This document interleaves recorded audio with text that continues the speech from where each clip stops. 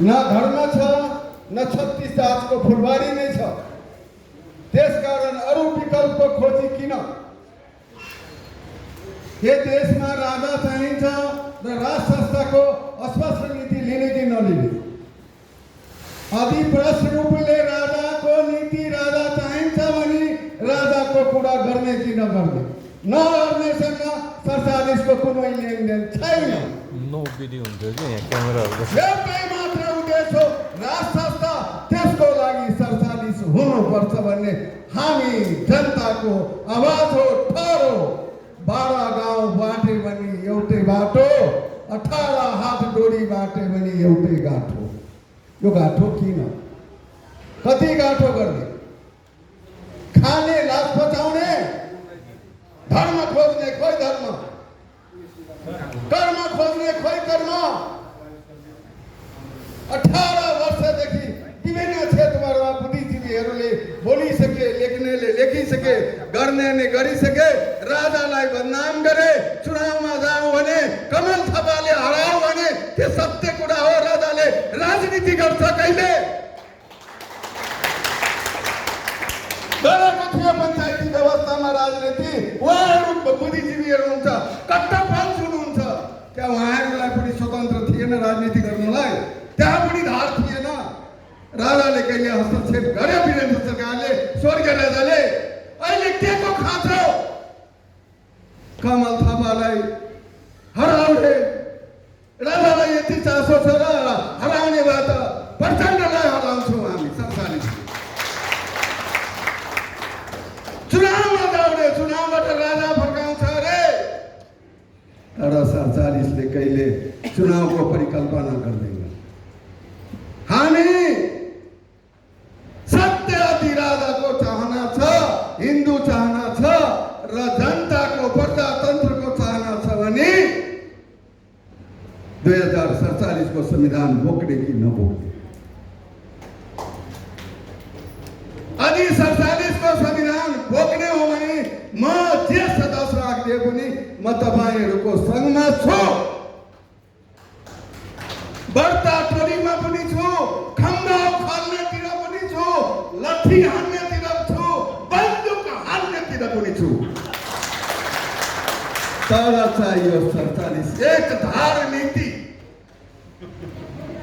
अनि एक धार नीति छैन भने दाइ केशबहादुरज्यू हिजोको लिगदेल जस्तो तपाई पनि राजाको नाउँले भोट माग्नुहुन्छ। 0-0-0-0 जो देखियो हिजोको चुनावमा। राजा आयो, राजाले भनिदियो, सचिवलाई बदनाम गरिदियो, सचिवहरूले लिगदेलपट्टि लाग्यो, कमल थापालाई हरायो। परिणाम यही हुन्थ्यो त? यही हुन्थ्यो 2 लाख समथिङ भोट। साँच्चै नै राजाले हराएको भएदेखि अरे 99% भोट हाम्रो हुन्छ। कता हो तपाईहरु? अब आन्दोलन गर्नुपर्छ। अब आन्दोलन गर्नु पर्दैन। 47 जुन राजाले म एउटै ठोकुवा भन्नु चाहन्छु। राजा रिसाउस मतलब छैन, तर जनता रिसाउनु। के जनताले राजालाई 47 को संविधान लिएर गणतन्त्र देऊ भनेको थियो? ल भन्नुहोस् साथीहरु, दिनु भनेको थियो? भन्नुहोस् भाइ, तपाईहरुले दिनुभएको थियो राजालाई? जनताले आदेश दिएको थियो, हुकुम दिएको थियो कि बिन्ती गरेको थियो सरकार? अन्तरिम संविधान गर्नु राजालाई, यो गणतन्त्रवादीले के गर्छ?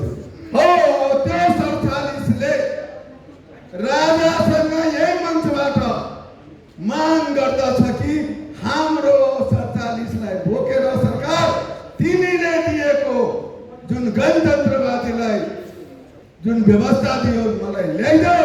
होइन भने सम्पूर्ण नेपाली जनता निर्भर निवासमा आएर घेर्छ र 47 तिमीले ल्याएर दिनै पर्छ भने हाम्रो 47 को ठकुवा हो। जय देश, जय नेपाल।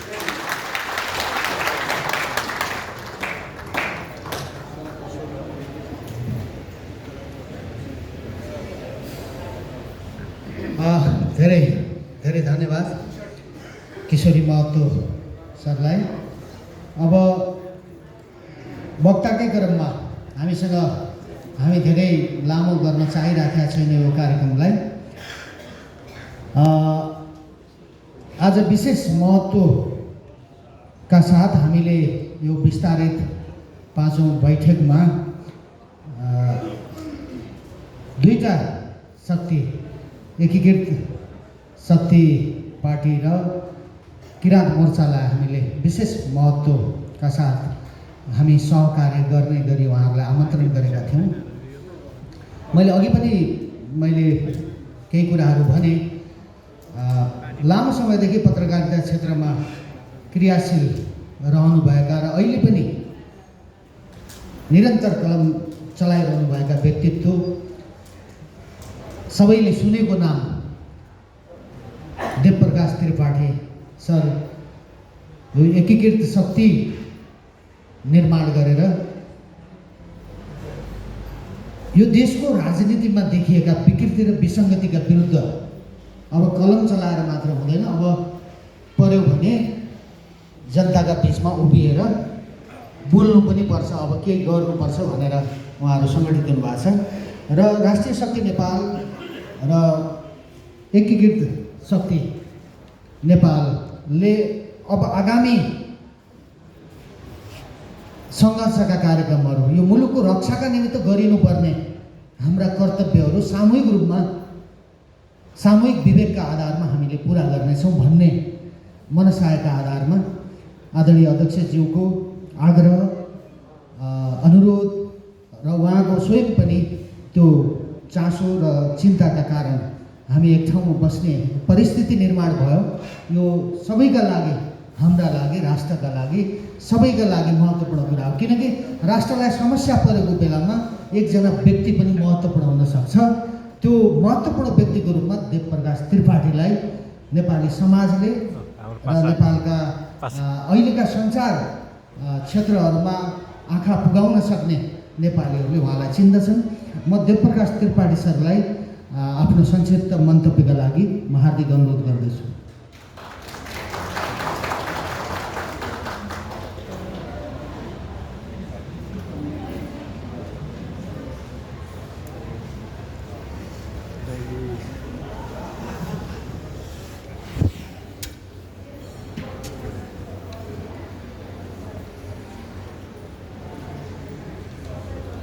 धन्यवाद अनिल जी। इस सभाका सभानायक, मञ्चमा आसीन विशिष्ट व्यक्तिहरू, राष्ट्रको चिन्ताले ग्रस्त भएर, चिन्तित भएर यो समारोहमा सहभागी हुन आउनुभएका मान्यजन तथा मित्रजन, मैले धेरै समय नलिकन केही कुराहरू यहाँहरू समक्ष राख्नेछु। सबभन्दा पहिलो कुरा, हामीलाई तपाईहरूको यो 5औं केन्द्रीय कार्य समितिको विस्तारित बैठकमा केही कुराहरू राख्ने मौका दिनुभएकोमा म यो अभियान राष्ट्रिय शक्ति नेपाललाई हार्दिक धन्यवाद दिन चाहन्छु। राष्ट्रिय शक्ति नेपाल अभियानका संयोजक केशर बहादुर विष्टजीको बारेमा नेपाली जनतालाई थाहा छ। कुनै बेला राजनीति बदनाम हुँदा बदनामहरूको बिचमा रहेर पनि बदनामीबाट आफूलाई जोगाउन सक्ने व्यक्तिको रूपमा हामीले केशर बहादुर विष्टलाई चिनेका हौँ। त्यसैले उहाँसँगका सहकार्यबाट हामीले पनि धेरै कुरा सिक्नेछौँ र हाम्रा अनुभव पनि सेयरिङ गर्दा एउटा सहमतिबाट सहकार्यको परिस्थिति निर्माण गर्न सकिन्छ भन्ने हाम्रो विश्वास छ। र विचारका सबै कुराहरू सबैसँग नमिल्न सक्छ। व्यक्तिगत रूपमा मेरो आफ्नै विचार पनि मैसँग द्वन्द्व गरिराखेका हुन्छ भने दुई मान्छेका बिचमा, दुई समूहका बिचमा, दुई समाजका बिचमा विचारहरूको अन्तर्विरोध पैदा हुन सक्छ। तर त्यो राम्रो कार्यको लागि सफा नियत ल्याउने विचारहरूले हामीलाई गन्तव्यको नजिक पुर्याउन सहयोग पुर्याउँछ भन्ने हामीलाई लाग्छ। अब म धेरै लामो भूमिका नबाँधिकन सोझै विषय प्रवेश गर्नुपर्दा हामीले 2063 को परिवर्तनपछि जुन अवस्थाको सामना गरिराखेका छौँ र त्यसको प्रतिरोध गर्ने प्रतिवाद गर्ने जुन प्रयास हामीबाट भइराखेको छ, किन अलमलिएको छ, किन अलपत्र पर्न खोज्दैछ, किन यस्तै दिशा पाएन, किन यस्तै बाटो पाएन राष्ट्रियताको पक्षको मुद्दाले, किन राष्ट्रव्यापी चासो पाएन भन्ने विषयमा अलिकता मैले केही कुराहरू राख्न चाहे। 16 वर्ष भयो नेपालमा कांग्रेस, कम्युनिस्ट लगायतका दलहरूले दाबी गरेको सबैभन्दा उन्नत राजनीतिक प्रणालीको स्थापना भएको भनिएको आज 16 वर्ष भयो। वास्तवमा 2063 को परिवर्तन हाम्रो विचारमा त्यो राष्ट्रियता विरुद्धको परिवर्तन थियो। जसरी संविधानको निर्माण भएको छ 2072 सालमा, जस्ता अन्तर्विरोधहरू, जस्ता अन्तर्वस्तुहरू त्यसमा सामेल गरिएका छन्, संविधानको अन्तर्वस्तु आफैलाई राम्रोसँग हामीले पढ्यौँ भने म यो देशको पक्षमा छैन भनेर संविधान आफैले भनिरहेछ। म यो देशमा शान्ति चाहन्न, स्थिरता चाहन्न र यो देशको समृद्धि चाहन्न भनेर संविधानका अन्तर्वस्तुहरू आफैले भनिराखेका छ। यसरी राष्ट्र विरुद्धको संविधान जारी भइसकेपछि यसलाई महान उपलब्धिको रूपमा यसको चर्चा गर्ने गरेको छ, यसको प्रचार गर्ने गरेको छ। वास्तवमा तपाईहरुमध्ये धेरैले हेरिसक्नु भएको छ, यो संविधान यही जस्ताको तस्तै हामीले राखी छोड्यौँ भने कि देश रहँदैन, देश रह्यो भने संविधान रहँदैन। यो दुवै एकसाथ जाने प्रकारको छैन। मैले कुनै पूर्वाग्रह राखेको होइन। त्यत्रो 601 जना मान्छेले ताली बजाउने जस्तो दुःख गरेर ल्याएको संविधानलाई म त्यत्तिकै आलोचना गरे होइन। वास्तवमा यो संविधानको अन्तर्वस्तु देश विरुद्ध छ। त्यसलाई हामी चाहिँ के भन्छौँ भने देश विरोधी प्रावधानहरूलाई सच्याए पनि हुन्छ। ताली बजाउँदा हाम्रो हात दुखेको थियो, त्यत्रो हात दुखाइ ल्याएको संविधान च्यात्ने चाहिँ नभन्नुहोस् न, भन्छन् भने हुन्छ, नच्यातौँला, तर प्रस्तावनादेखि 23 ठाउँमा संशोधन हुनुपर्छ। यसको प्रस्तावनाले, संविधानको प्रस्तावनाले कुनै को पार्टीको कुन चाहिँ नेतालाई प्रधानमन्त्री बनाउन लड्नेहरूलाई चिन्दछ, तर यो देश बनाउन लड्नेहरूलाई चिन्दैन, देशको निर्माताहरूलाई चिन्दैन। यो संविधानको प्रस्तावनाले, यो संविधानको प्रस्तावनामा फलानु पार्टीको लागि लड्दा घाइते भएका, अपाङ्ग भएका, कुनिके भएका, पातलो स्वर रस्सो ह लेख्ने चाहिँ शहीद भएका त्यस्ता खालका मानिसहरूलाई मात्रै सम्झिने, देशको निर्माण गर्ने, देशको स्थापना गर्ने वीरहरूलाई बिर्सने, मेट्ने संविधानको प्रस्तावना छ। त्यहाँबाट यसको परिवर्तन हुनुपर्छ। हामी सम्झौतै गर्दैनौँ भन्ने कुरा होइन, सम्झौता गरौँला उहाँहरूसँग। हामी उहाँहरू जस्तो निषेधको राजनीति गर्ने पक्षमा पनि छैन। हामी सबैलाई समेटेरै जानुपर्छ भन्छौँ। संविधानमा जे जस्ता अन्तर्वस्तुहरू राष्ट्रियता विरुद्ध छ, राष्ट्रिय एकताको विरुद्ध छ, राष्ट्रिय समृद्धिका विरुद्ध छ, सामाजिक सद्भावका विरुद्ध छ, त्यो सबै प्रोभिजनहरू परिवर्तन गरेर यसैलाई जाउँ भनेदेखि जान नसकिने भन्ने हुँदैन। त्यति रिजिड हामीले हुनु पनि पर्दैन। तर मलाई के लाग्छ भने अहिलेका सत्ता पक्ष, त्यसमा करिब 6वटा जति दलहरू छन् जसले यो संविधानको निर्माणमा सहभागिता जनायो। किन कुनै राप्रपा चाहिँ अहिले मन्त्री छैन के अरे? राप्रपा पनि लागेर बनाएको संविधान हो यो। त्यसैले हाम्रो यसमा पनि विमति छ। पार्टीको महामन्त्रीले महामन्त्रीसँग सल्लाह नगरिकन पार्टीको अध्यक्षले मात्रै गएर संविधान बनाइदियो, सत्तामा सहभागी भयो, विश्वको उत्कृष्ट संविधान घोषणा गरिदियो भन्ने कुरा हामीले मान्दैनौँ। समग्र सबैले जिम्मा लिनुपर्छ त्यो पार्टीले। त्यस कारणले अहिले भ्रम छर्नु हुँदैन। यस्तो प्रकारको भ्रमले राष्ट्रवादी आन्दोलनलाई गलत ठाउँमा पुर्याउँछ या अल्मल्याउन खोज्छ। म नअल्मल्याइदिनको लागि उहाँहरूलाई यस्तो प्रकारको भ्रमपूर्ण राजनीति नगरेर राष्ट्रवादी आन्दोलनलाई सहयोग पुर्याउनु पनि यो तपाईँहरूकै मञ्चबाट म आग्रह गर्न चाहन्छु। हामीले यो अवस्था बन्नुको मूल कारण हामीले के देखेका छौँ भने हामीले समस्याको जरो खोज्दै खोजेनौँ जस्तो लाग्यो मलाई। देश यस्तो अवस्थामा आइपुग्नु पर्ने कारण पत्ता नलगाइकन यसको औषधि उपचार हुन सक्दैन। सबभन्दा पहिलो कुरा हामीले बुझ्नुपर्ने के रहेछ भने नेपालमा आजसम्म जनताले परिवर्तन गरेकै छैन। प्रमाणसहित म तपाईँहरू समक्ष प्रस्तुत गर्न चाहन्छु। 2007 सालमा राजा काङ्ग्रेस र राणाको बिचमा दिल्लीमा सम्झौता भयो। सम्झौता भइसकेपछि नेपालमा त्यसको समर्थनमा विजय जुलुस निस्क्यो। जुलुस निस्केर परिवर्तन गरे होइन, जनता सडकमा आएर परिवर्तन गरे होइन। परिवर्तन भएपछि जनता सडकमा निस्क्यो 2007 सालमा। 2046 सालमा त्यति बेला मध्यरातमा राजाले पार्टीमाथिको प्रतिबन्ध हटाएर बहुदलीय व्यवस्थाको घोषणा गर्नुभयो।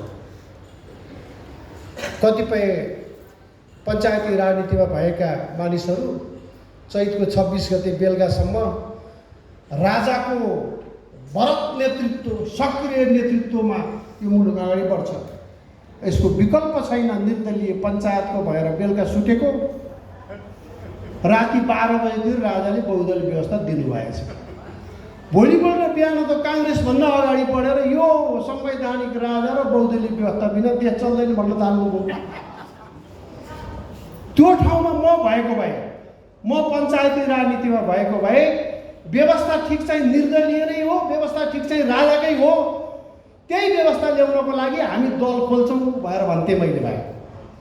उहाँहरू त काङ्ग्रेसभन्दा 2 हात उफ्रेर हिजो बेलुका भनेको कुरो जम्मै खारेज। आजदेखि संवैधानिक राजतन्त्र र बहुदलीय व्यवस्था बिना देश चल्दैन भन्न थाल्नु।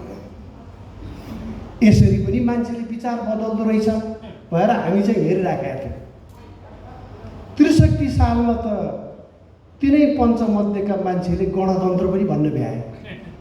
भनेपछि विचारविहीनहरूको, निष्ठाविहीनहरूको झुन्डले त्यस्तो झुन्ड राखेर राजाले काम गर्नु भएको रहेछ र पो असफल भएको रहेछ। अब बुझ्नुपर्ने कुरा के हो भने हिजो राजाको नियत राम्रै थियो होला, भलै मैले निर्दलीय व्यवस्थाको वकालत गरेका छैन, राजा एक्लोको सक्रिय शासनको पनि मैले वकालत गर्ने गरेका छैन। वास्तवमा संसारमा प्रजातन्त्र अरू व्यवस्थाभन्दा मान्य व्यवस्थाको रूपमा आएको छ।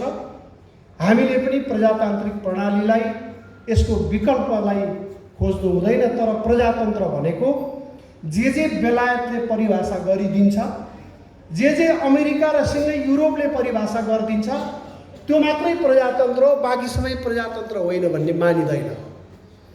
जे कम्युनिस्टहरूले यो चाहिँ जनतन्त्र हो, यो चाहिँ प्रजातन्त्र हो भन्छन्, त्यही परिभाषालाई हामीले मान्नुपर्छ भन्ने छैन। हाम्रो मुलुकलाई सुहाउँदो, यो मुलुकको हित गर्ने प्रकारको मोडलको प्रजातन्त्र हामीलाई हुन्छ। तर प्रत्यक्ष निर्वाचित कार्यकारी प्रमुख भएको प्रजातन्त्र नेपालको सवालमा राष्ट्रियता र प्रजातन्त्रको दुवै दृष्टिकोणले घातक छ। हामी त्यो मोडलको प्रजातन्त्र पनि हुँदैन भन्छौँ। र पूर्ण समानुपातिक प्रणालीको प्रजातन्त्र पनि नेपालको लागि घातक छ। त्यसले जातीय मुद्दा जीवित राख्छ, जातीय द्वन्द्व गराउँछ, जातीय प्रतिस्पर्धा गराउँछ।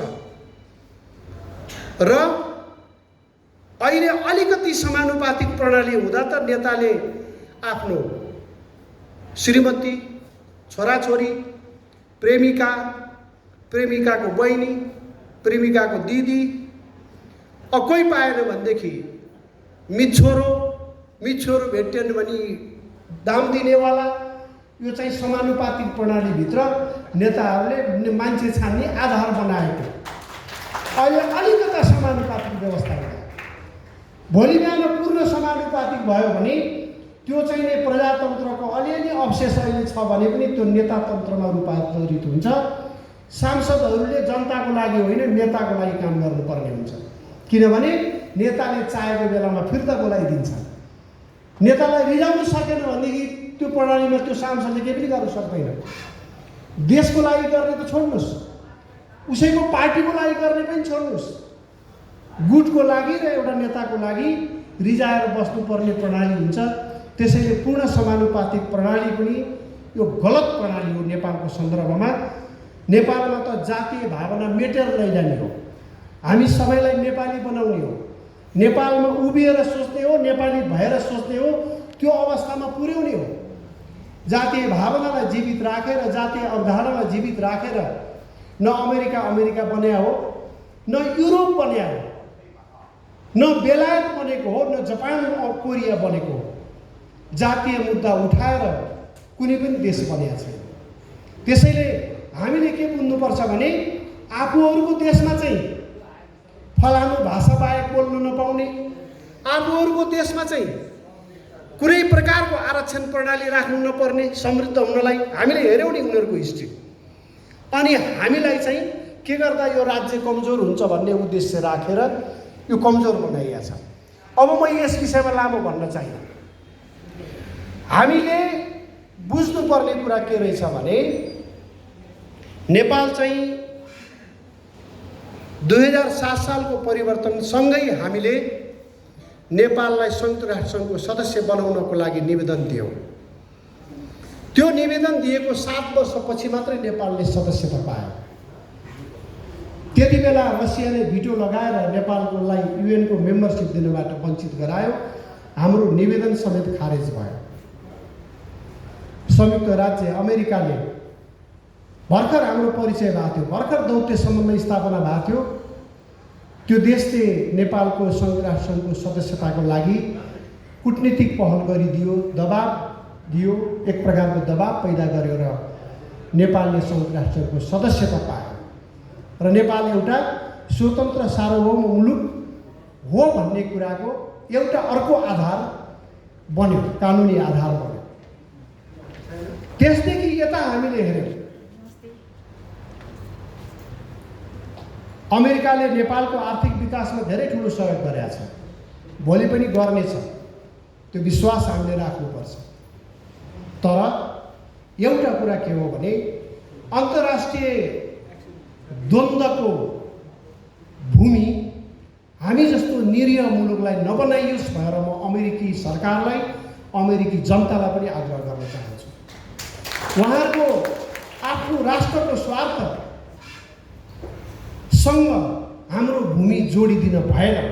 नेपालको अहिले भइराखेको समस्या त्यहीँनिर पुगेर अड्केको छ, त्यहीँनिर जोडिएको छ।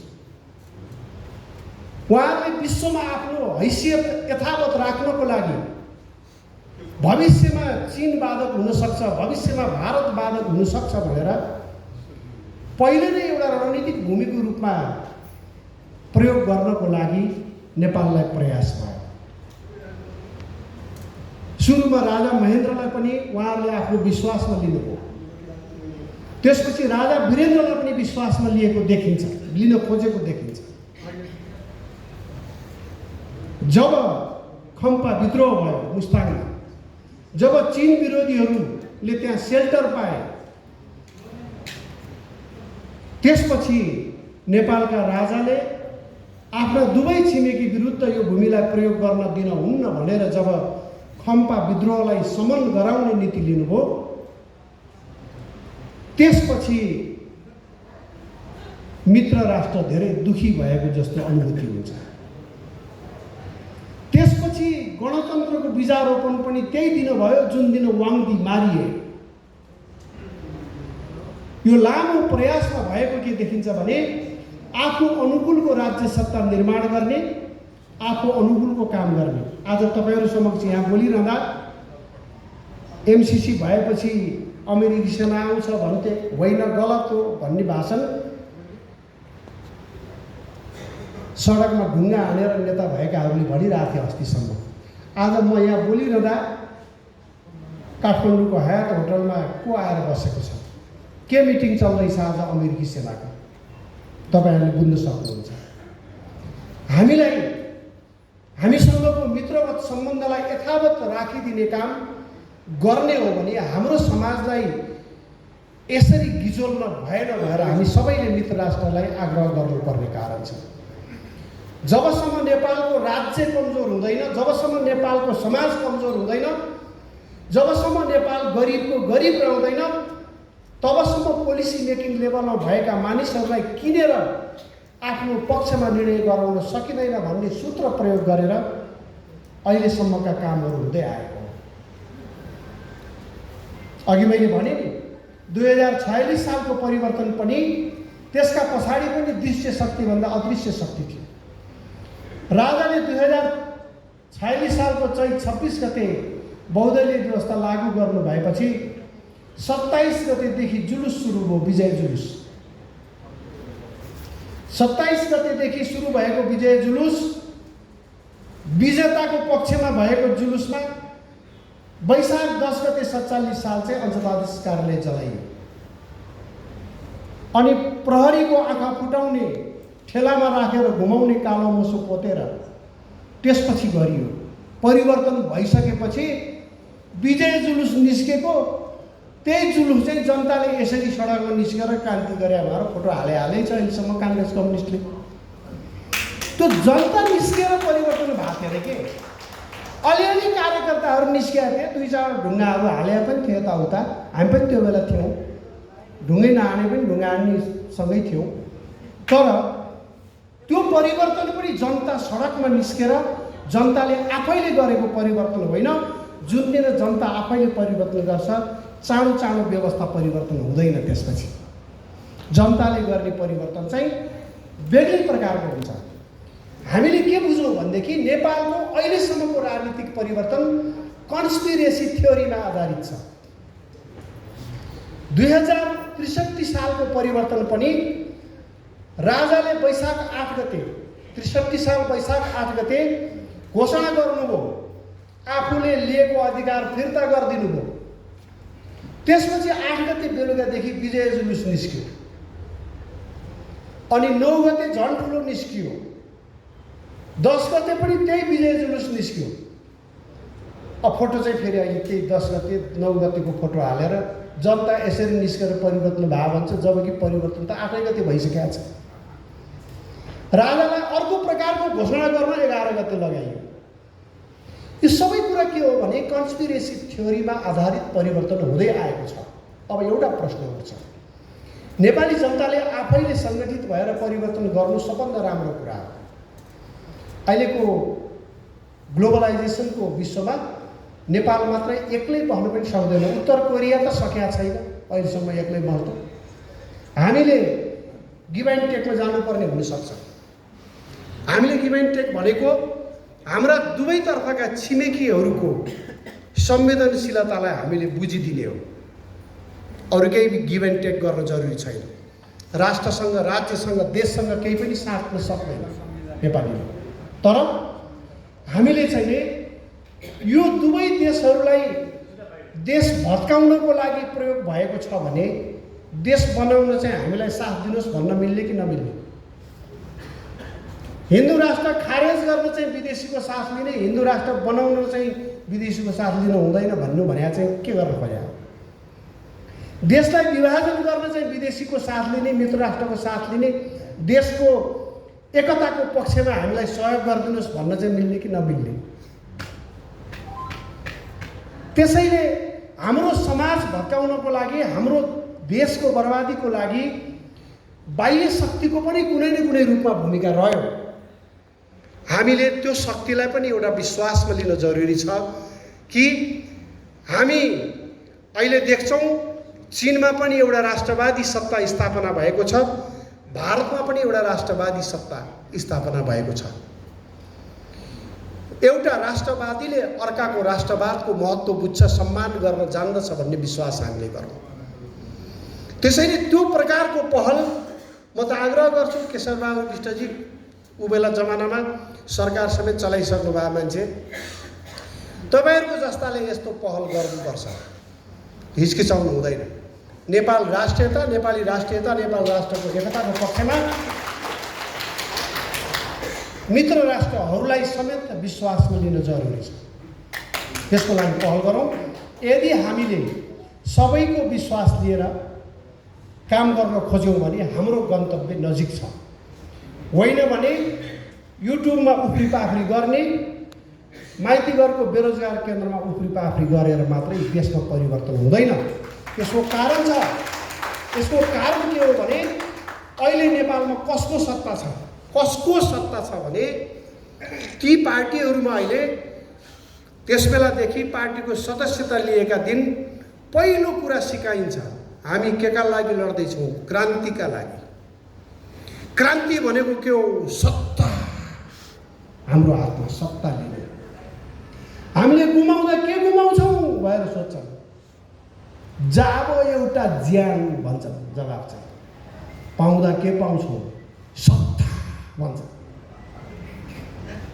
आफ्नो ज्यानभन्दा सत्ता ठुलो भएर स्कुलिङ त्यसरी गरेर ल्याएका मान्छेहरूको सत्ता हो। यो सत्तासँग लड्नलाई आक्रोश प्रकट गरेर मात्रै हुँदैन, बुद्धिले लड्नुपर्छ, रणनीतिक योजनाले लड्नुपर्छ। सिधा मुक्का हान्न सकिँदैन भनेदेखि खुट्टा छिराएर ढलाइदिनुपर्छ। तर त्यो खालको रणनीतिक योजना नभएको हुनाले राष्ट्रवादी आन्दोलन पछाडि परेको हो। हामीले धेरै गहिरोसँग हेऱ्यौँ। उहाँहरूकोलाई गाली गर्नै पर्दैन, अब सबैले बुझिसक्यो। काङ्ग्रेसले कम्युनिस्ट चोर भनिरहेछ, काङ्ग्रेसले एमाले चोर भनिरहेछ, एमाले माओवादी चोर भनिएको छ, माओवादीले मधेस केन्द्रित समूह चोर भनिएको छ, मधेस केन्द्रित समूहले फेरि काङ्ग्रेस चोर भनिएको छ। हामी केही दुःख गर्नु पर्दैन, तपाईँहरू जम्मैको कुरा सही हो हामीले भन्दै हुन्छ।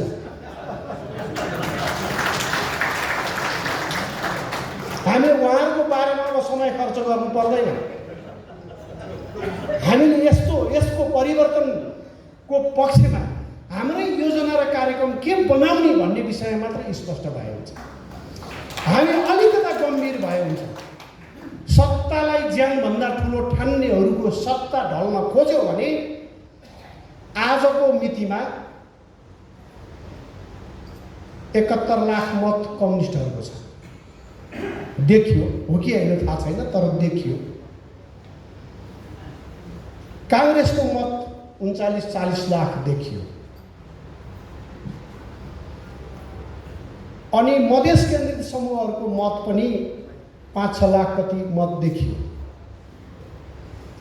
त्यो मतवालाहरूसँग हामीले लड्ने कुरा सजिलो छ। पञ्चायतमा पो राजाको सङ्गठन थिएन त, पञ्चहरूको बलियो नेटवर्क छ, बचाउला जस्तो लाग्थ्यो। किनभने म त्यो बेला चाहिँ पञ्चायत विरुद्धै थिएँ। बचाउला पञ्चहरूले भन्ठानेर त कति बेला भाग्यो थाहै भएन। त्यो बेला छक्क पर्या म पनि। त्यसरी हामी त्यति बेला हामीहरू चाहिँ गजब राम्रो काम गरियो। अब देश बन्छ भनेर लाग्यो है फेरि। त्यो बेला लाग्नुको कारण पनि देश बन्छ, पञ्चको शक्तिले मात्रै पुगेन भनेरै लाग्यो।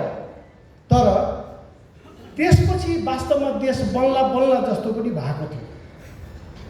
तर हामीले के बुझेनौँ भने प्रजातन्त्रको विरुद्ध हिंसात्मक सङ्घर्ष हो सबभन्दा दुःखको कुरा। हिंसात्मक सङ्घर्ष काङ्ग्रेसले पनि गर्यो, मालेले पनि गर्यो, तर उनीहरूले प्रजातन्त्रको विरुद्ध हिंसात्मक सङ्घर्ष गरेका थिएनन्। माओवादीले प्रजातान्त्रिक प्रणालीको विरुद्ध हिंसात्मक सङ्घर्ष गर्यो र अहिले दुई थरी एक भयो। फेरि दुई थरी एक भएर एउटै विचार, एउटै मन वचन कर्मले हिँडेका छन्। योभन्दा लज्जास्पद कुरा केही पनि हुँदैन। काङ्ग्रेस पार्टीका 5,000, काङ्ग्रेसका मात्रै 5,000 बढी स्थानीय नेताहरू मारिएका छन्। काङ्ग्रेसका नेताहरू निर्लज्जसँग प्रचण्डलाई घोटाला, माओवादीलाई घोटाला भनेको छ। र त्यसो भन्दा पनि म काङ्ग्रेस पार्टीको सदस्य हुँ भन्ने मान्छे चाहिँ हस् हजुर भन्दै भोट हालिरहन्छ। नेपालमा मान्छे बस्छ कि दास मात्रै बस्छ? प्रश्न चाहिँ बडा गम्भीर ढङ्गले यो परिवर्तन नहुनुमा हामी मात्रै जिम्मेवार छैनौँ, हाम्रा कार्यशैली मात्रै जिम्मेवार होइन, नेपाली जनताको मानसिकता पनि परिवर्तन हुनु जरुरी थियो। त्यो परिवर्तन नभएर या हामीले गर्न नसकेर पनि परिवर्तन वास्तविक राष्ट्रको पक्षको परिवर्तन गराउन नसक्या। म भन्दै थिएँ नेपालमा यति बेला प्रजातन्त्र छैन। अहिले भएको चाहिँ व्यवस्थालाई हामीले फाँसीवादी तन्त्र भएर बुझ्नुपर्छ। फाँसीवादी तन्त्र यो कुनै रिसाएर भने होइन, लान्छना लगाएको होइन, यो सामान्य कुरा हो कि इटलीमा मुसोलिनीले एउटा नयाँ अभ्यास गर्नुभयो समाजवादका नाममा। गजबले पार्टीले चुनाव जित्यो, जितिसकेपछि उहाँ चाहिँ सत्ताको सर्वेसर्वा हुनुभयो। अनि उहाँले एउटा फर्मुला प्रयोग गर्नुभयो, पार्टीको सदस्यताको विस्तार गरेर गाउँ गाउँसम्म पार्टी सदस्यता विस्तार गर्दै लगेर समाजलाई चाहिँ पार्टी कार्यकर्ताको नियन्त्रणमा, काबुमा राख्नु। राज्य संयन्त्र चाहिँ आफ्नो काबुमा, प्रहरी, सेना, अदालत सबै चिज चाहिँ आफ्नो काबुमा, विधिवत ढङ्गले चुनाव लडेर गएर अनि समाज चाहिँ नि आफ्नै पार्टीका लठैतहरूको कन्ट्रोलमा। समाज र राज्य संयन्त्र दुवैलाई कन्ट्रोलमा राखेर गर्ने व्यवस्थालाई उहाँको पार्टीको नाम फासिस्ट पार्टी थियो। त्यही फासिस्ट पार्टीको शैली जहाँ जहाँ प्रयोग हुन्छ त्यसलाई हामीले फाँसीवादी पार्टी, फाँसीवादी तन्त्र भन्नुपर्छ। र नेपालमा पनि अहिले भएका दलहरूले गरिराखेको अभ्यास के हो भने पार्टीका कार्यकर्ताहरूको सङ्ख्या व्यापक रूपमा बढाउँदै लैजाने। अस्ति घोषणा गर्दै थिए 10 लाख पुर्यायौँ भनेर, हामीले पनि पुर्याउन लाग्यौँ भनेर अर्को दलले नि भन्दै थियो। अरूहरूले पनि त्यसैको फलोअप गर्दैछ। पार्टीका कार्यकर्ताहरूको नियन्त्रणमा समाज राख्ने, राज्य संयन्त्र चाहिँ वैधानिक प्रक्रिया पुरा गरेर राज्य संयन्त्रको मालिक पनि आफै बस्ने, यस्तो प्रणालीलाई प्रजातन्त्र, गणतन्त्र, के तन्त्र, लोकतन्त्र के पनि भन्दैन। यसलाई केवल फाँसीवादी तन्त्र भएर बुझौँ। र यो मैले किन जोड्नु पर्यो भने यस प्रकारको तन्त्रलाई ढाल्न चाहिँ सानोतिनो प्रयास र बुद्धिले हुँदैन। हामीलाई आजसम्म प्रतिक्रियावादीहरूले शक्ति नै गनेका छैन, नाम शक्ति राखेर के गनेका छैन। आजसम्म हामी चुनौती हौँ भन्ने उनीहरूले ठानेकै छैन। त्यस कारणले हाम्रा गतिविधिहरू गर्न दिएको छ। साँच्चै उनीहरूको सत्ता सङ्कटमा पर्ने भयो भन्यो भने अहिले माओवादी र काङ्ग्रेस हामीले पहिला हेर्दा विपरीत जस्तो लाग्नेहरू जसरी एक ठाउँमा आछन् नि, भोलि त्यो एमाले पार्टी पनि त्यही ठाउँमा पुग्छ। जम्मै एक हुन्छन्, पोलिटिकल्ली सबै एक हुन्छन्। उनीहरू यो व्यवस्थाको मैले यो यसबाट हामी चाहिँ भयभीत हुनुपर्ने, डराउनु पर्ने, गोहो शक्तिको बन्द रहेछ भन्ने होइन कि भोलि हुने परिस्थितिको अनुमान आजै गरेर रणनीतिक योजना बनाउनु पर्नेमा हामी त्यही ठाउँमा चाहिँ चुकिरहेछौँ। त्यसैले म त यो बारम्बार आग्रह गर्छु, यो सङ्घर्ष अस्ति त एउटा पार्टीले फागुन 21 कि 17 गतेदेखि निर्णायक सङ्घर्ष, तेस्रो पटक निर्णायक सङ्घर्ष घोषणा गरिरहेको। निर्णायक सङ्घर्ष बिना तयारी, योजना छैन, कार्यक्रम छैन, रणनीति छैन, केही छैन। निर्णायक सङ्घर्ष भन्ने शब्दको बदनाम गरिसके प्रचण्ड बाबुरामहरूले। सङ्घर्ष भनिराख्नु पर्दैन। अब जति बेला गर्ने हो त्यो त एकपटक गर्ने हो, परिणाम ल्याएरै छोड्ने हो। तयारी चाहिँ अलिकति लामो गरौँ। मैले बारम्बार उहाँहरूसँग छलफलमा नि भनिराखेको छु, सङ्घर्ष गर्ने भनेको सधैँभरि रमाइलोको लागि काम पाएन केही न केही गरिराख्नु भएर पनि गर्न हुँदैन भन्छु। म के भन्छु भने जहिले पनि उदाहरण दिने गरेको छु, सङ्घर्ष भनेको छोरीको बिहे जस्तै हो।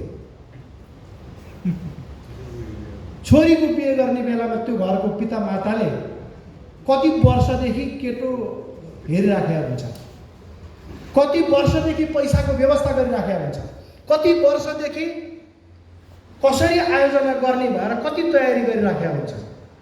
देख्नेले पो एक दिन एउटा केटो आयो अनि कन्यादान भयो, सिन्दुर हाल्यो, घर लिएर गयो। देख्नेले चाहिँ त्यो देख्ने हो, तर त्यो बाबुआमाको पीडा त तयारी त देख्दैन नि। उहाँले गरेको वर्षौँको गृह कार्य त देखाएको हुँदैन नि मान्छेले, छिमेकीले। हो, सङ्घर्ष पनि त्यस्तै हो। अहिले भइराखेको सङ्घर्ष चाहिँ छोरी लिएर पकाइँदा चाहिँ त्यो केमा बोकेर बाहिर निस्क्यो, अनि के हो छोरी त बोकेर आइयो त, अब छोरीको बिहा गर्ने हो। अनि केटा चाहिँ को हो त? अब केटा अब पाइएला नि, यसो बाटोतिर हेर्नु पर्ला। छोरी लिएर घरबाट निस्किने अनि केटा चाहिँ त्यसपछि खोज्ने, त्यो होइन। त्यस्तो प्रकारको बिना तयारीको सङ्घर्ष गर्नु हुँदैन। सङ्घर्ष चाहिँ शब्द प्रयोग नगरौँ अहिले, किनभने त्यसका लागि तयारी पुगेको छैन। त्यसको तयारीमा लागौँ, त्यसको लागि एउटा राष्ट्रिय शक्ति निर्माण गरौँ। सङ्घर्ष गर्ने हो भने एउटा निश्चित रणनीतिक योजनाका साथ हामीले गर्न खोज्यौँ भने हामी सफल हुन्छौँ। हामी सफल नभए देशै रहँदैन। राष्ट्रवादी शक्ति असफल हुनु भनेको भविष्यमा देश रहँदैन। यो देश रहँदैन भन्ने कुरो त विगत पनि कतिपयले भन्दै आछन्। अहिले नै त्यो प्रचण्डजीले पनि अस्तित्वको भनिराख्नु भएको थियो चुनावी दरमियानमा, मेरो छोरी मेयर भएन भने देशै रहँदैन भन्नुहुन्थ्यो। आफ्नो बुझाइ कसो के बुझाइ हाम्रो बुझाइ चाहिँ के हो भने देश साँच्चै रहँदैन। हामी रहे पनि नरहे पनि हामी असफल भयौँ भने, नेपालको राष्ट्रवादी शक्ति असफल भयौँ भने देश रहँदैन। र एउटा अर्को कुरामा आग्रह गर्न चाहन्छु, नेपालको राजावादी र गैर राजावादी भएर यो कित्ता छुट्याउने काम बन्द गर्नु। बाटो भुलेर काङ्ग्रेस कम्युनिस्टको विचार अँगालेर गएकाहरू आज त विचारै छैन। हिजो काङ्ग्रेस कम्युनिस्ट भएकाहरू अहिले त बाटो भुल्या महसुस गरे हुनुपर्छ, बाहिर नभने नि घर घरमा कुन बाटो हिँडियो थाहै नपाए हुनसक्छ।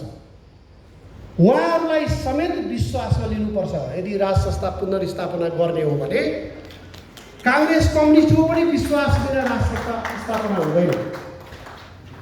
आज काङ्ग्रेस कम्युनिस्ट भन्नेहरूले समेत देशलाई राजा चाहिँ चाहिने रहेछ भन्ने अवस्थामा नपुर्याइकन राज संस्था पुनर्स्थापित गरे पनि फेरि सङ्घर्ष हुन्छ। एक थरीले जित्दा राजा आउने अनि अर्को थरीले जित्छ फेरि राजा जाने। यही खेलमा खेलाइराख्ने देशलाई होइन। एउटा रियलाइजेसन जापानले जस्तै महसुस गरौँ न।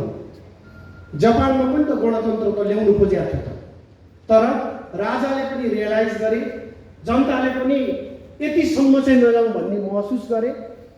त्यसले एउटा सामञ्जस्यको स्थिति बनायो। त्यो सहकार्यले देश बनाउनुपर्छ भन्ने ठाउँमा मानिसलाई पुर्यायो र आजको जापान भएको छ भने हामीले पनि एउटा समन्वयकारी परिस्थिति बनाउन आवश्यक छ। र म यति कुरा भन्छु, आजको मितिमा 47 सालको संविधान भोलि बिहान चाहिने शेरबहादुरजीहरूको, केपी ओलीहरूको, माधव नेपाल र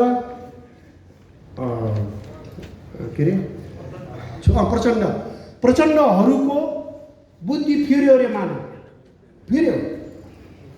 बुद्धि नफेरे पनि एउटा अवस्थामा चाहिँ फिर्छ है। उहाँहरू साँच्चै राष्ट्रवादीहरू सक्सेस हुने भयो भने ल एउटा सम्झौता गरौँ, 47 लागू गरौँ भन्ने ठाउँमा आइपुग्छ है। फेरि आफै बुद्धि नफिरे पनि हामीले मुभमेन्टलाई त्यहाँ पुर्यायौँ भने त्यही ठाउँमा उनीहरू आफै आएर भन्नेछन् आफ्नो रक्षाको लागि, देशको रक्षाको लागि होइन। तर मानव बुद्धि फिर्यो रे, हिजो बेलुका सुतेको राति नै चाहिँ नि महसुस गरे अरे। भोलिपल्ट बिहान 47 सालको संविधान लागू गर्ने घोषणा भयो। सर्वदलीय बैठक भन्छ नि अहिले, सर्वदलीय सहमति भयो अरे। त्यसपछि चुनाव भयो भने चाहिँ कसले जित्छ नि? आजकै अवस्थामा कसले जित्छ चुनाव? हामीले नीति र व्यवस्था मात्रै फेर्ने भनेका छैनौँ, नेता पनि फेर्ने भने। हामीले अहिलेको यो कुसंस्कारबाट हुर्किएको नेतृत्व र तिनका कार्यकर्तालाई पनि ठाउँ दिनु हुँदैन। यस्तो कुसंस्कारबाट आए पनि राज्य सञ्चालनको जिम्मा पाउने हो भने देश फेरि पनि बन्दैन। त्यस कारणले म आग्रह गर्छु 47 सालको संविधानको पुनर्स्थापना, संविधान त राम्रो छ, अहिलेकोलाई विश्वको उत्कृष्ट भएर कमल थापाजीले भन्नुभयो, म चाहिँ 47 सालको संविधान उत्कृष्टै थियो भन्छु। तर त्यसलाई चाहिँ ठ्याक्कै ल्याएर राखिदियो भनेदेखि चाहिँ हामी चाहिँ फेरि हेरिरहने हो, यही शासन, यिनकै शासन हेरिराख्ने हो। त्यसैले बिचमा एउटा सङ्क्रमणकालीन अवस्था हुन्छ परिस्थिति सम्हाल्नको लागि। एउटा रणनीतिक प्रयास र योजनाबाट देशलाई परिवर्तनको एउटा बिन्दुमा पुर्याइन्छ। केही समय सङ्क्रमणकालीन व्यवस्था हुन्छ, त्यसले बल्ल अनि प्रजातन्त्र चाहिँ ल्याएर लागू गरेर अनि देश स्मृति लैजाने हो। हामी एकैचोटि यो संविधान फालिहाल्ने 47 को ठ्याक्क ल्याएर राख्ने भन्ने चिज असम्भव। त्यसैले यसलाई अलिकता बुद्धिमत्तापूर्ण तरिकाले सोचौँ भन्छु। हुन त यो फेरि उहाँहरू पनि चाहिँ धेरै लामो समयदेखि राजनीतिमा हुनुहुन्छ, उहाँहरूले नबुझी भनेको छैन, मैले नै नबुझिया पनि हुनसक्छु।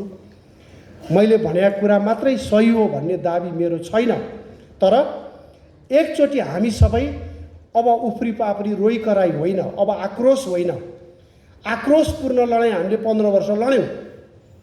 अब चाहिँ शान्त दिमागले योजनाबद्ध किसिमले एउटा परिवर्तनको तयारी गरौँ।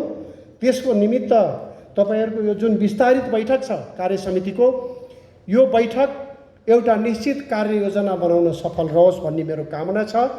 र अर्को एउटा कुरा जोड्छु यसैमा, खोजेको जति जम्मै कुरा भन्ने कि नभन्ने त्यो पनि सोचिदिनु होला।